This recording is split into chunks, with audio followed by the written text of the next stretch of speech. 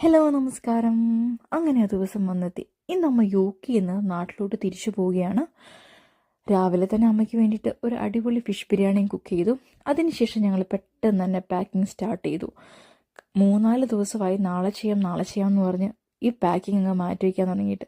വേറൊന്നും കൊണ്ടല്ല, ആ പാക്ക് ചെയ്ത ബാഗ് കാണുമ്പോൾ നമുക്കുണ്ടാകുന്ന സങ്കടം ഉണ്ടല്ലോ, അത് സഹിക്കാൻ വയ്യാത്തതുകൊണ്ടാണ് ചെയ്യാത്തത്.